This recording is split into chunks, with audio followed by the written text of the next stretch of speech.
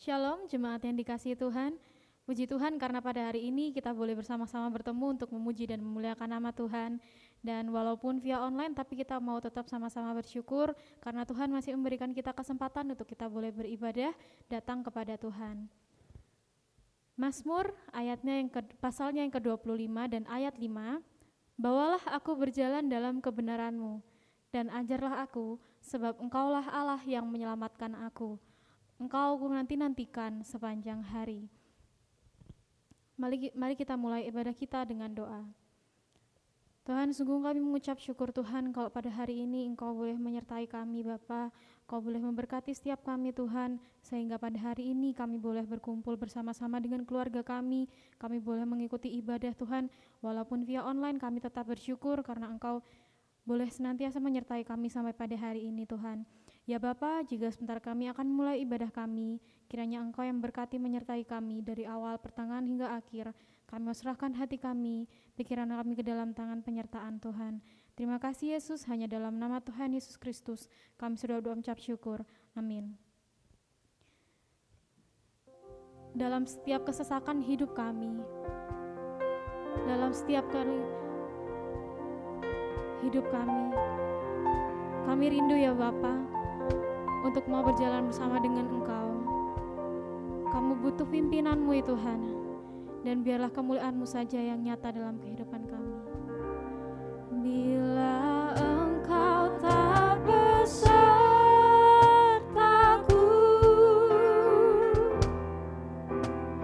ku tak mau berjalan. Ku perlu Tuhan, pimpin langkahku dengan kasih karunia-Mu.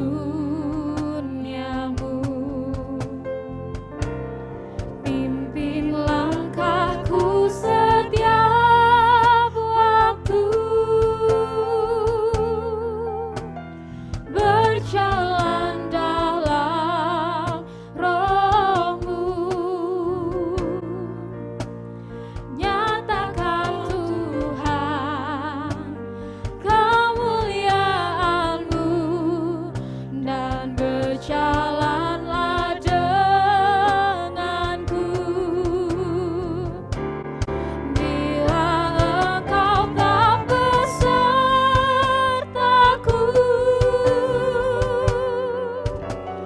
ku tak mau berjalan.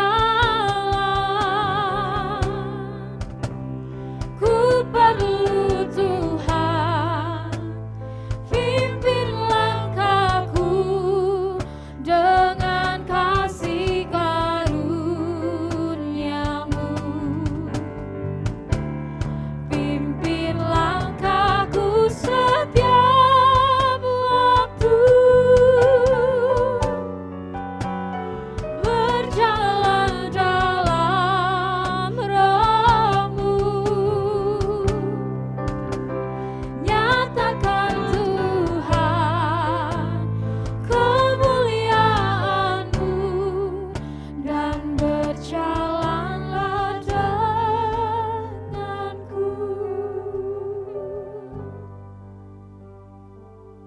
Sungguh kita mengucap syukur atas segala kasih yang Tuhan sudah berikan buat setiap kita sampai hari ini.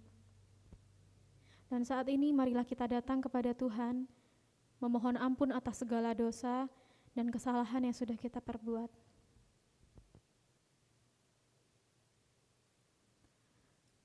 Tuhan, begitu besar kasih-Mu bagi setiap kami, begitu mahal pengorbanan-Mu bagi setiap kami Tuhan. Terima kasih karena telah bangkit untuk setiap kami. Sungguh tidak ada yang bisa menggantikan kasih-Mu Tuhan. Dalam segala kesalahan kami, dalam segala kelemahan kami, hanya Engkau Bapa yang mau menerima kami kembali dan tidak akan pernah meninggalkan kami sedikit pun. Saat ini kami memohon ampun Tuhan untuk setiap kesalahan kami Tuhan. Layakan kami untuk kami boleh lebih lagi memuji dan muliakan nama-Mu. Dan ajarlah kami Tuhan, semakin hari kami boleh semakin seturut kehendak-Mu Tuhan. Mari kita sama-sama pujikan doa Bapa kami.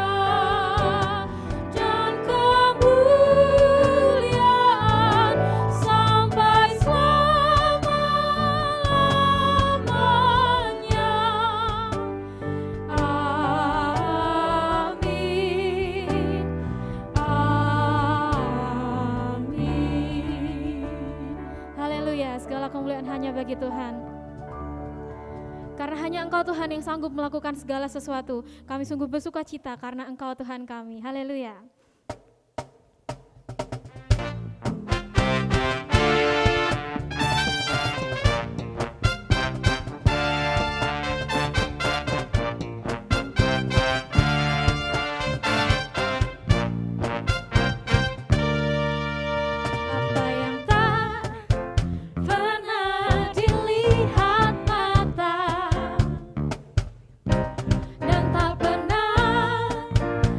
Dengar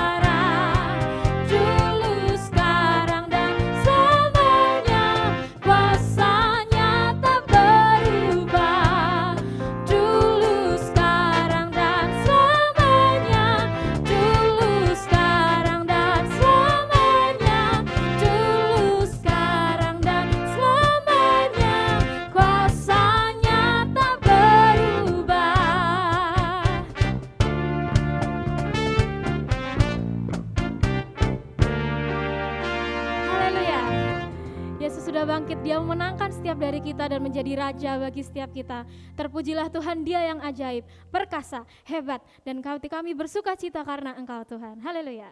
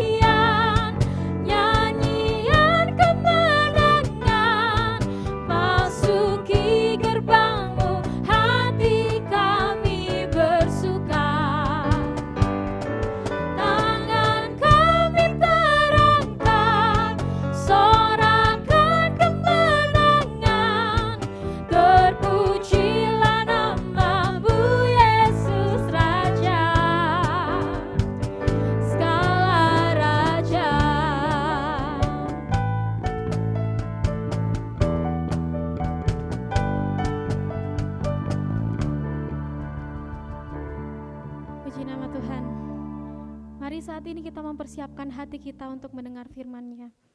Ini kami Tuhan, ini hati setiap kami, rindu mempersiapkan diri kami untuk duduk diam mendengarkan isi hati-Mu Bapa.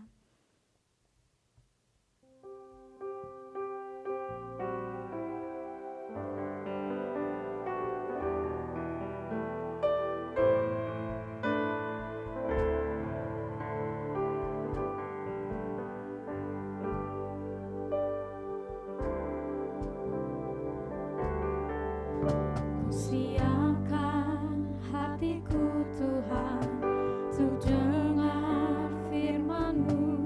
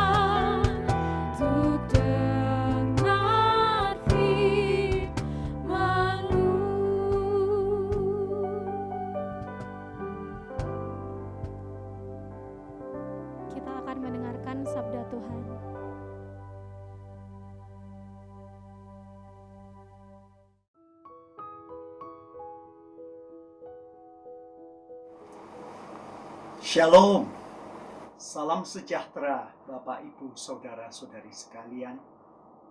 Mari kita menyiapkan diri kita untuk pembacaan dan pemberitaan firman Tuhan. Kita nanti akan bersama-sama membaca dari Injil Lukas pasal 24 ayat 28 sampai dengan 35. Injil Lukas 24 ayat 28 sampai dengan 35. Marilah kita berdoa. Bapa Surgawi, firman-Mu adalah pelita dan terang bagi jalan kami.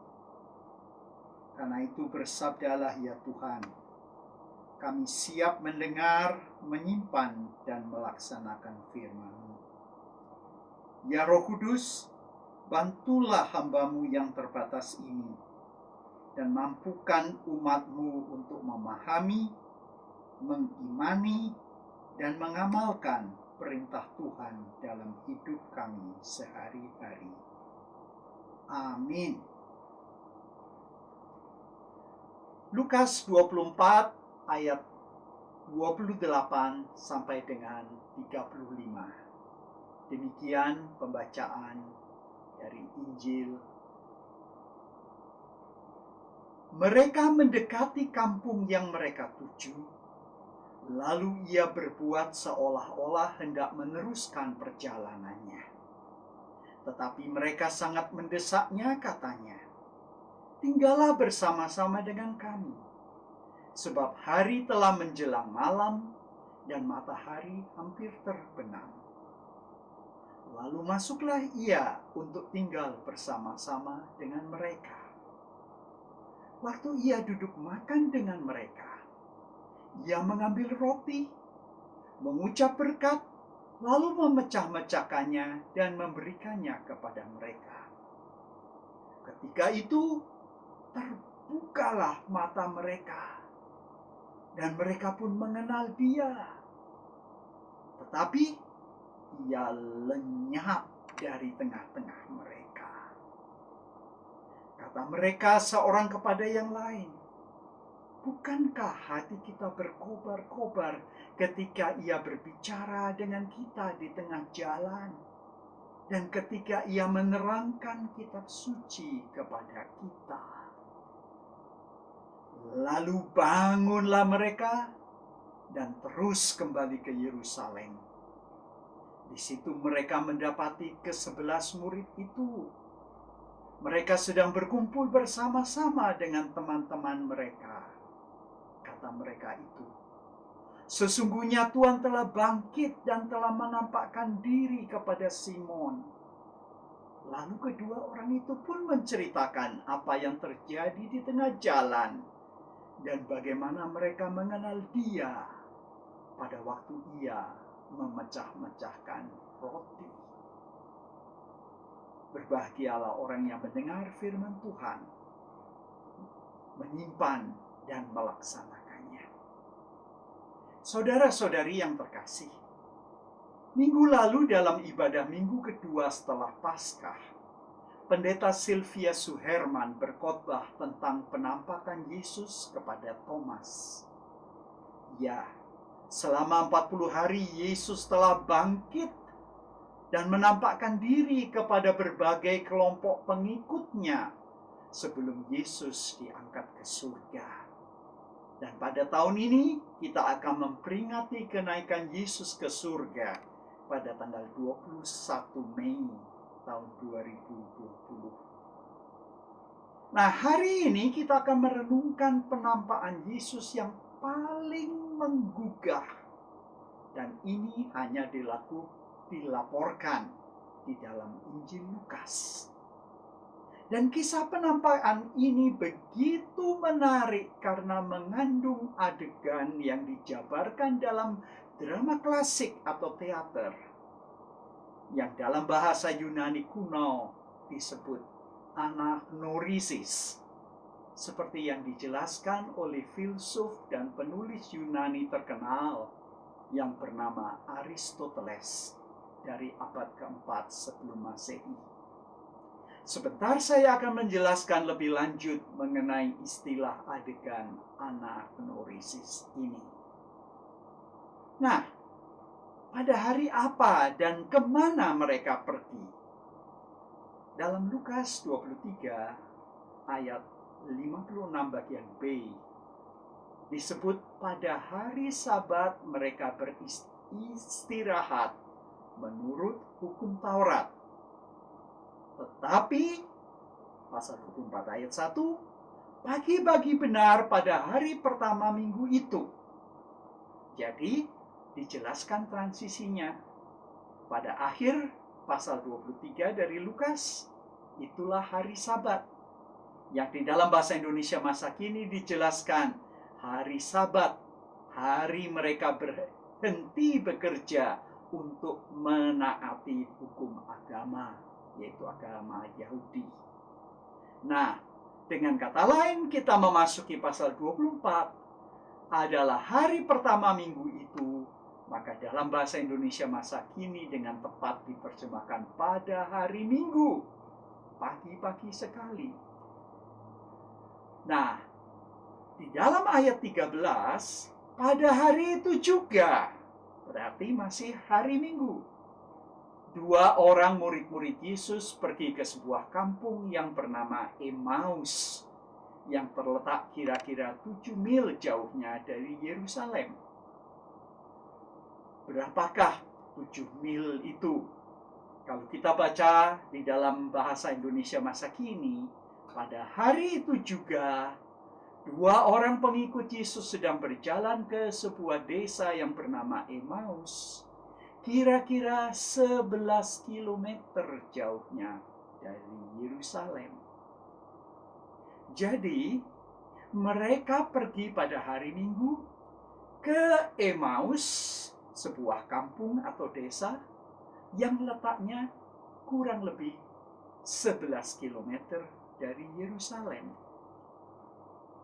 Pertanyaan selanjutnya, siapakah mereka itu? Ayat 13 tadi mengatakan bahwa 2 orang itu adalah murid-murid Yesus, pengikut Yesus. Nah, di dalam ayat 18 baru disebut salah satunya bernama Kleopas. Kalau kita melihat daftar ke-11 Rasul Yesus, karena Yudas sudah tidak ada lagi, Kleopas tidak termasuk dari 11 nama Rasul. Dengan kata lain, Kleopas dengan seorang rekannya yang tidak disebut namanya, tergolong dalam pengikut Yesus, tetapi bukan dari 11 Rasul.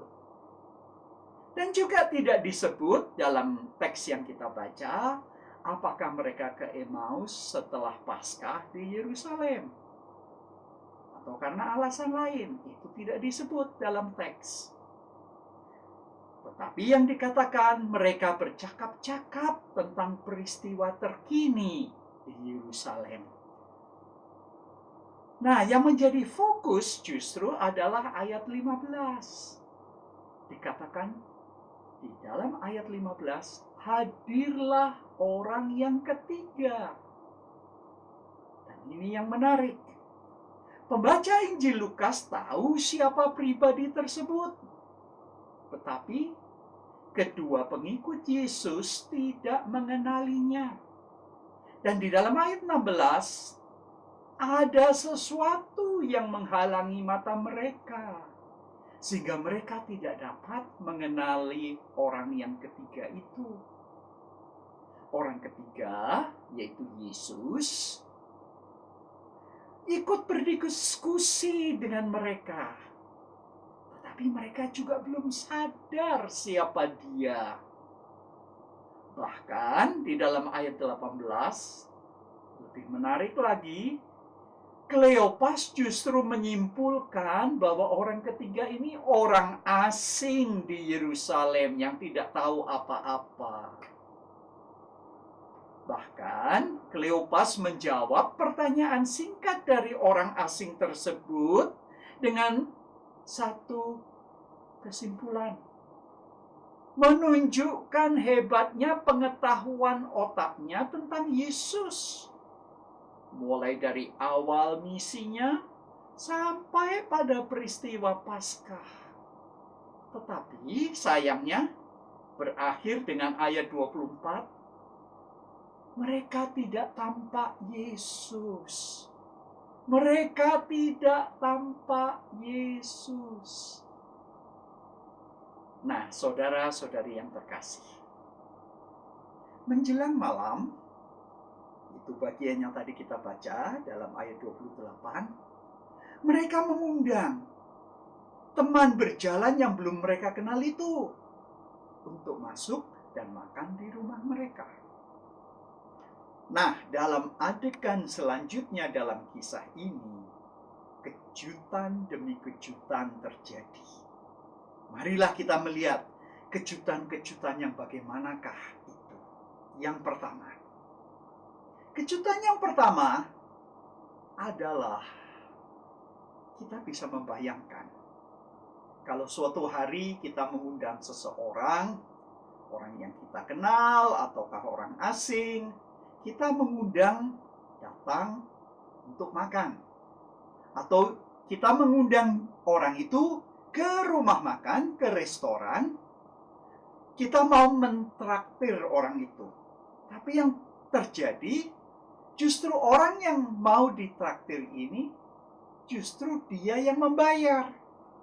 Dia yang mentraktir kita. Kejutan bukan? Nah, di sini kita melihat orang ketiga yang mereka belum kenal itu diundang. Dan kalau di Israel, roti dan anggur adalah menu makanan sehari-hari. Dengan kata lain, menu makanan yang rutin. Tapi yang menarik adalah tindakan orang yang masih tidak mereka kenal ini. Dan di dalam ayat 30, ada 4 kata kerja yang membuat kedua pengikut Yesus itu tiba-tiba mengingat pada peristiwa perjamuan malam terakhir, yaitu saat Yesus dengan ke-12 rasul bersama-sama makan Paskah. Ayat 30, waktu ia duduk makan dengan mereka. Ini 4 kata kerja itu. Ia mengambil roti. Kedua, mengucap berkat. Ketiga, memecah-mecahkan roti. Dan keempat, memberikan roti itu kepada mereka. 4 tindakan inilah yang membuat mata kedua pengikut Yesus terbuka. Nah, tamu biasanya menunggu tuan rumah. Tetapi tamu yang satu ini justru mengambil alih peran menjadi tuan rumah. Inilah kejutan yang pertama. Tamu menjadi tuan rumah. Apakah kejutan yang kedua?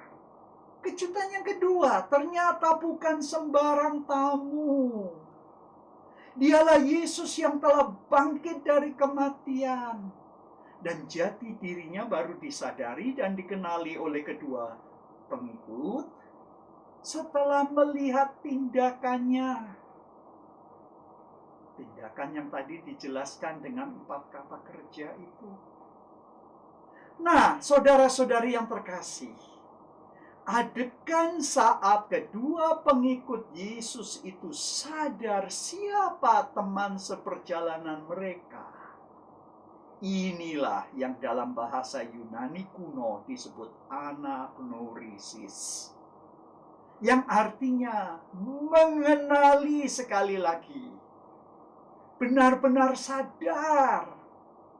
Atau seperti judul yang tadi saya sudah diumumkan di atas, di dalam bahasa gaul, kejutan yang membuat ngeh.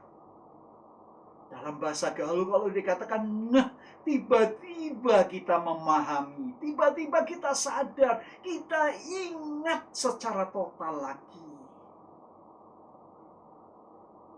Kita yang membaca kisah ini, mungkin sejak tadi kita ingin berteriak kepada Kleopas dan kawan seperjalanannya. Mas Kleopas, itu kan Yesus, bagaimana kalian tidak tahu? Tetapi saudara-saudari yang terkasih, bukankah kita sering seperti itu?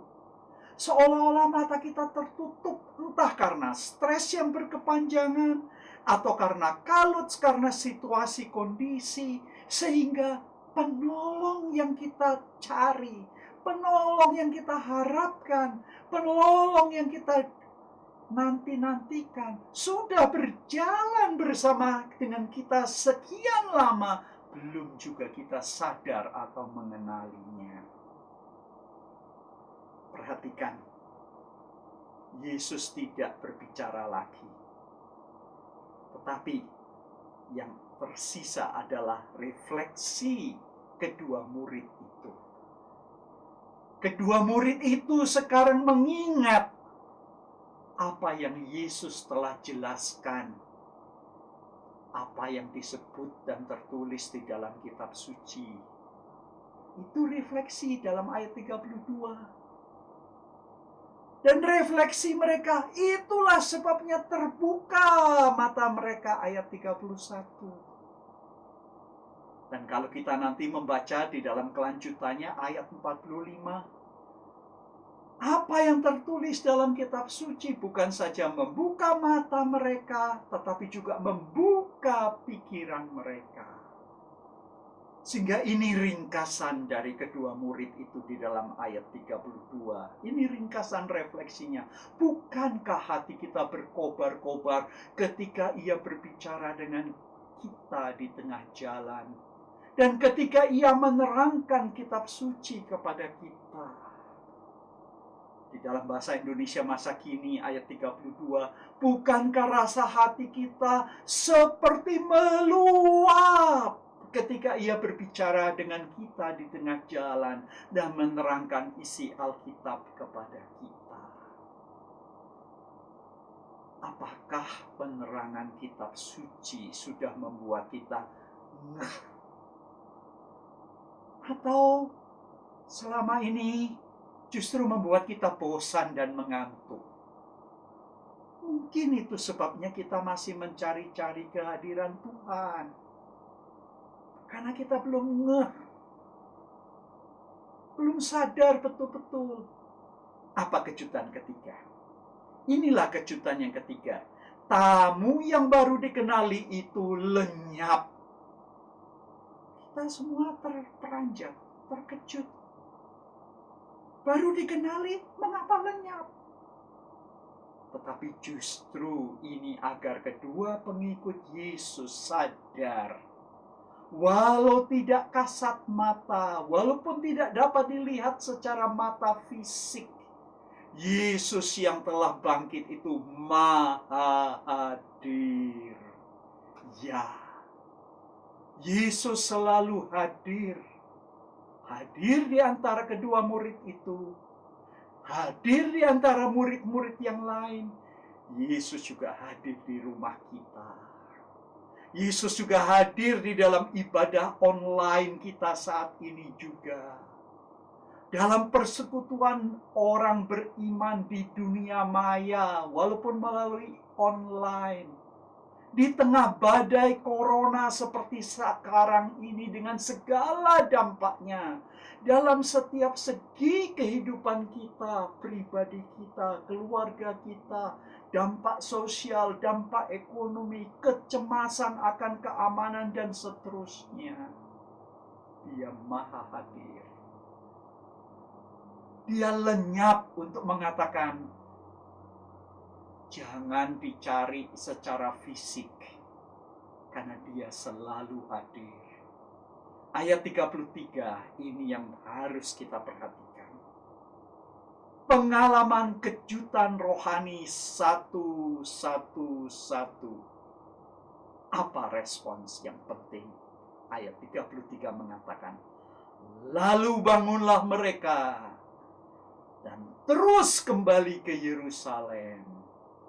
Di dalam bahasa Indonesia masa kini, saat itu juga mereka bangkit lalu kembali ke Yerusalem. Jadi saudara-saudari terkasih, berkat pengalaman rohani itu bukan untuk disimpan sendiri. Bukan untuk dibanggakan, wah saya pribadi luar biasa melihat Yesus hadir. Tetapi justru untuk dibagi-bagikan kepada sesama pengikut Kristus yang lain. Kepada saudara-saudari seiman, saudara-saudari sepelayanan. Setelah begitu dikejutkan oleh berkat rohani yang tidak terduga itu, kita tidak lagi dapat tinggal diam. Tidak mungkin. Kita harus bergegas. Bergegas kemana? Kembali ke tempat tugas kita. Kembali kepada misi panggilan kita yang mula-mula. Saudara-saudara yang terkasih, hari-hari ini memang di tengah-tengah pandemi COVID-19, banyak sekali yang cemas, banyak sekali yang membingungkan. Betapa tidak? Terlalu banyak ahli-ahli dadaan. Mereka membuat teori ini, teori itu tentang virus corona. Baik teori yang secara fisik maupun yang secara rohani. Bahkan muncul konselor-konselor dadaan. Bahkan muncul ahli-ahli teolog dadaan. Bahkan yang saling menengking, berebut siapa yang lebih rohani. Ini justru membingungkan warga, justru menambah kecemasan warga. Saudara-saudari yang terkasih, apakah pandemi COVID-19 membuat kita sedih, cemas, stres sedemikian rupa, sehingga ada di antara kita yang mulai mencari tempat pelarian, yang mulai bosan kenapa di rumah saja? Bahkan ada yang bertanya-tanya, di mana Tuhan? Di mana Tuhan?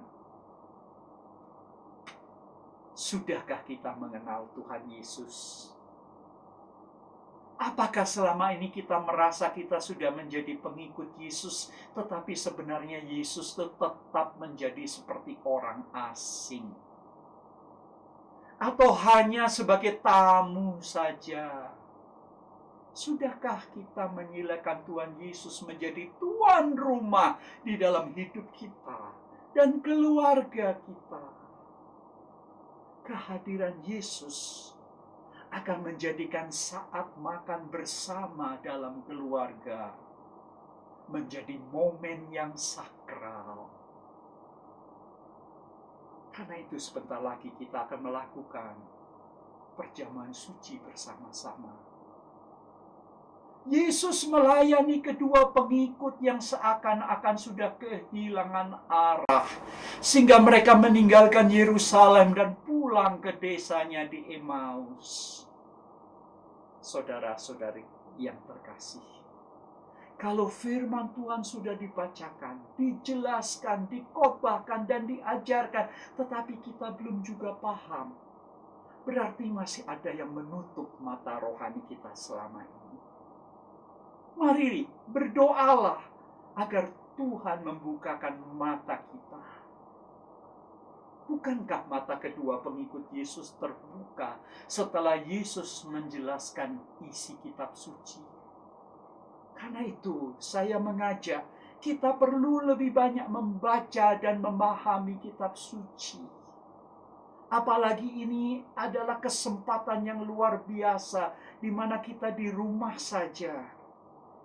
Agar kita makin memahami rencana Tuhan.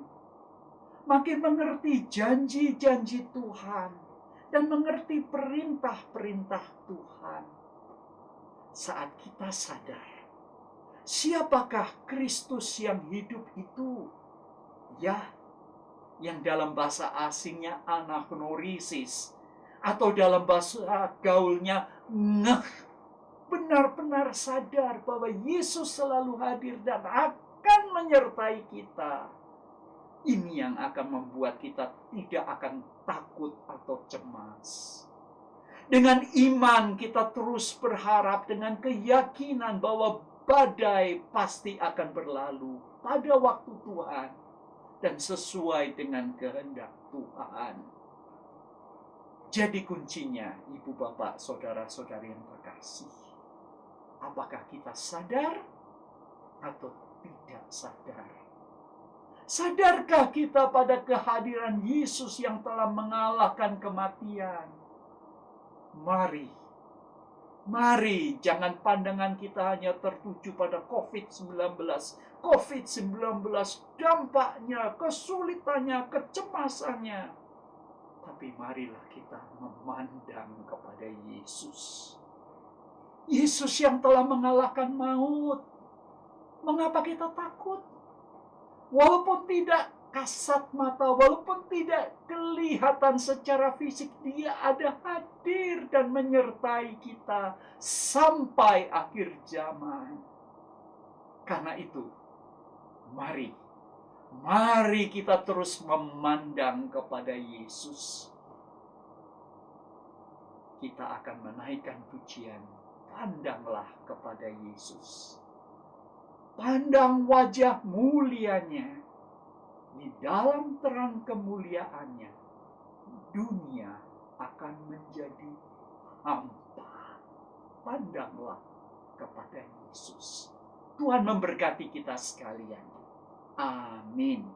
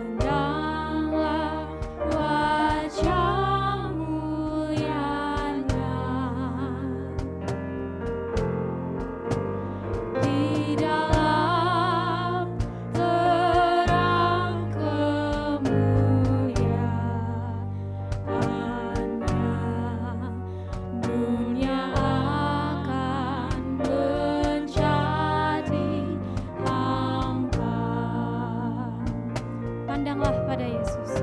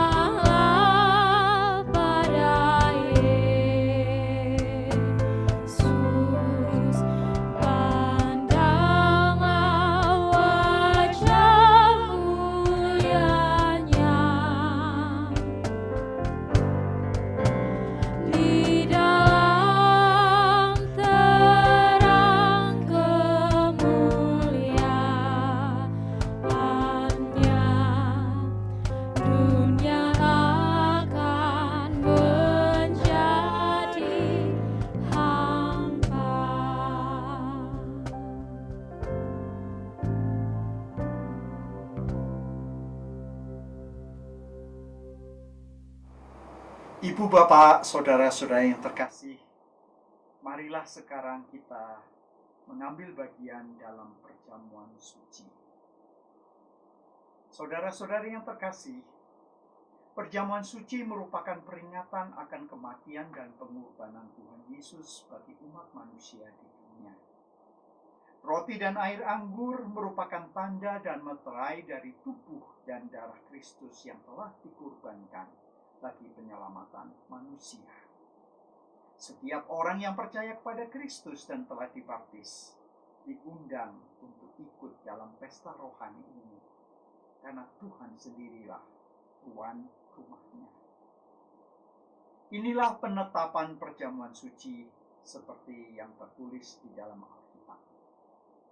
Sebab apa yang telah kuteruskan kepadamu telah aku terima dari Tuhan, yaitu bahwa Tuhan Yesus pada malam waktu ia diserahkan mengambil roti, dan sesudah itu ia mengucap syukur atasnya.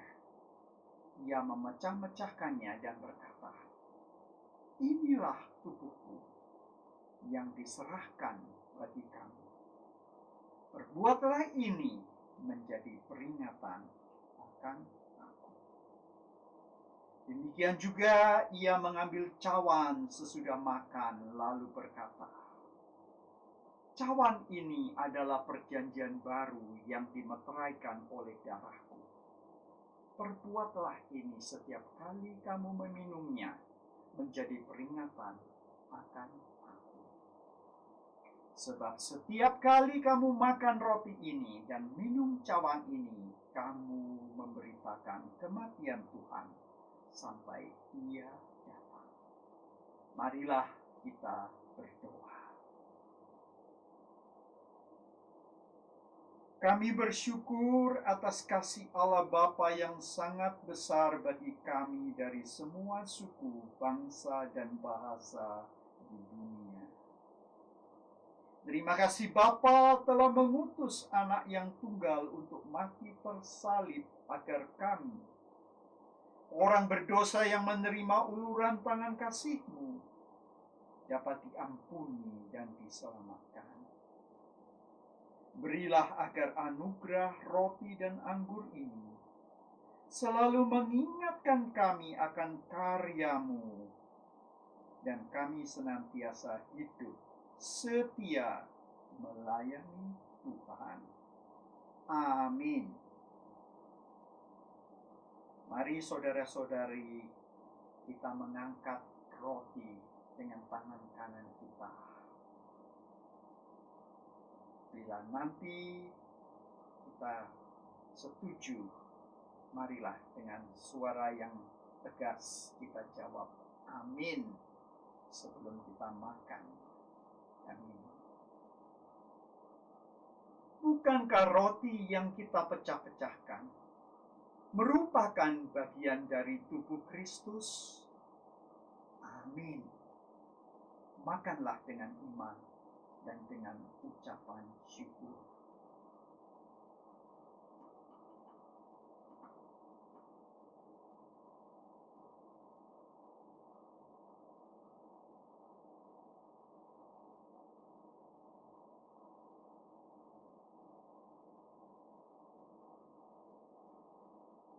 Mari jemaat kita mengangkat cawan anggur bersama-sama.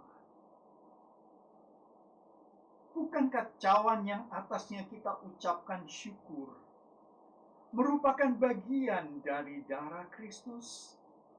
Amin. Minumlah dengan iman dan dengan ucapan syukur.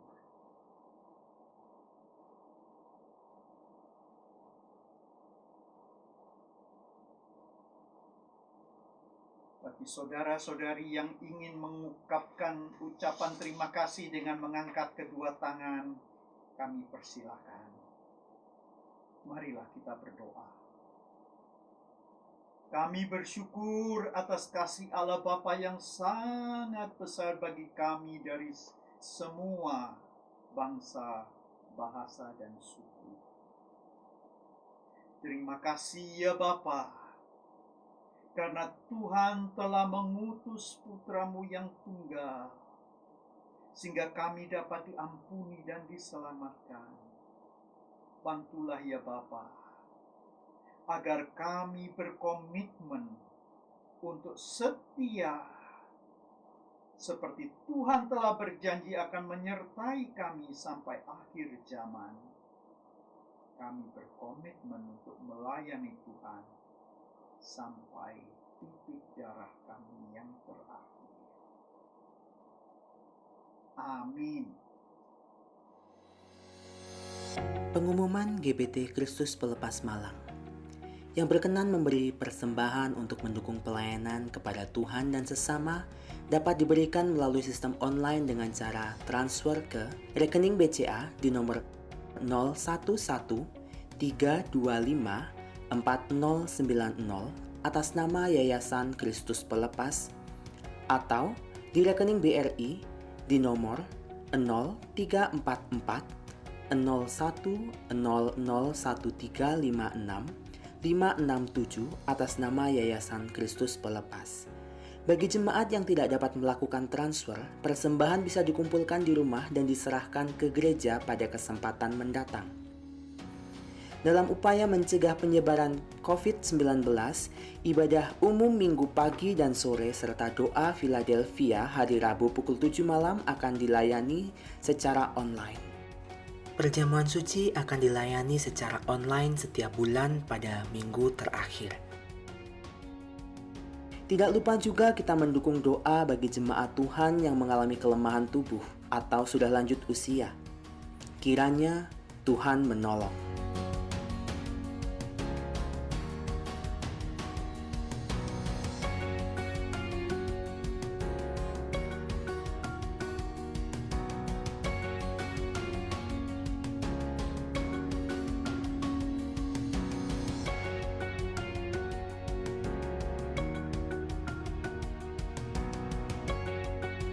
Demikian pengumuman GBT Kristus Pelepas Malang selama sepekan mendatang.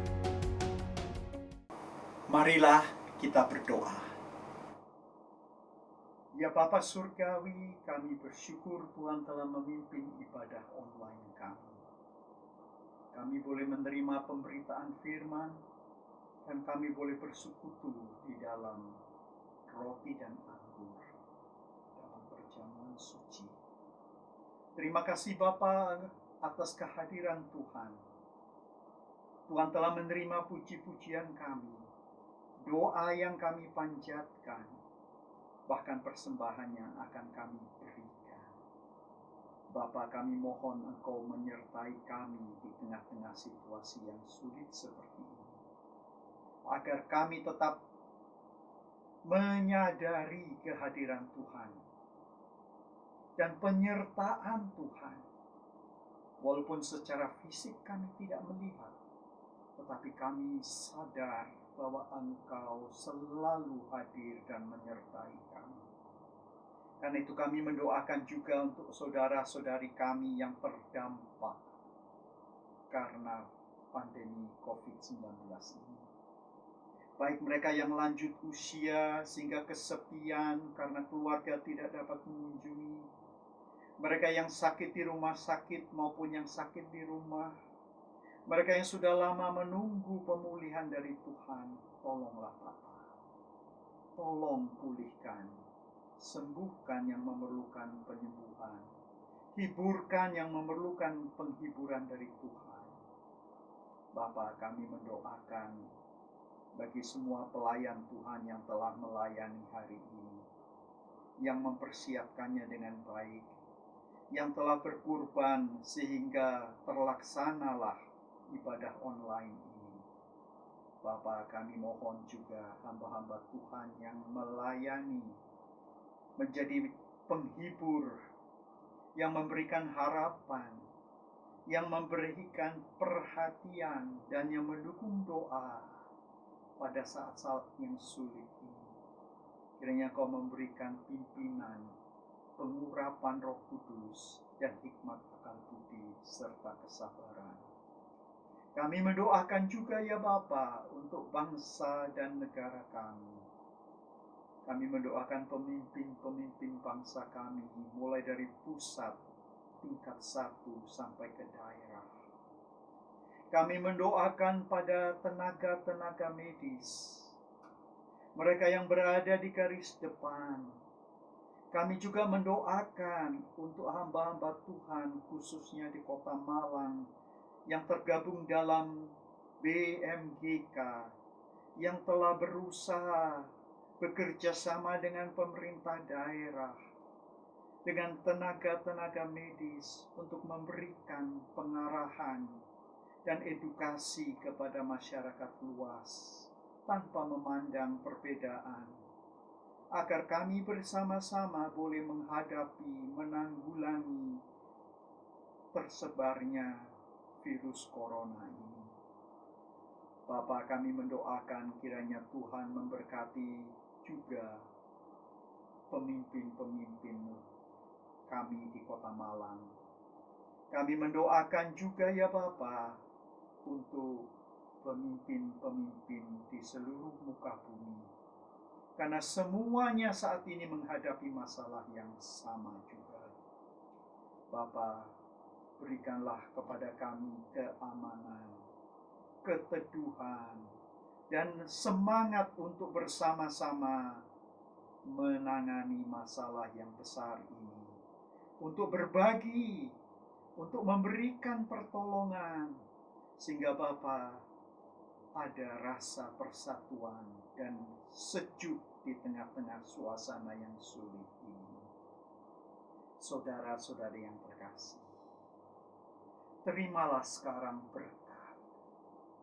Tuhan Yesus Kristus memberkati saudara-saudari.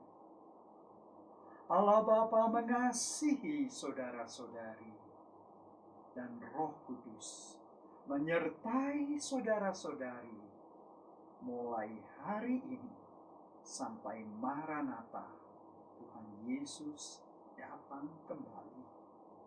Amin.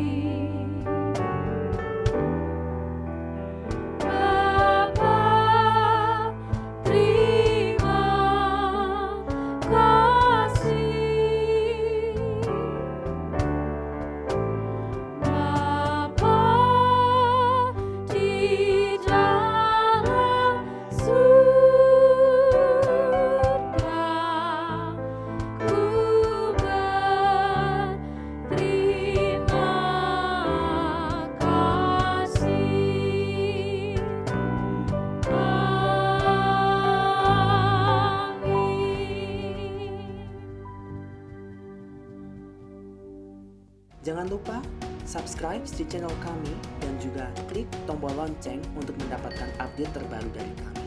Sampai jumpa minggu depan dan Tuhan Yesus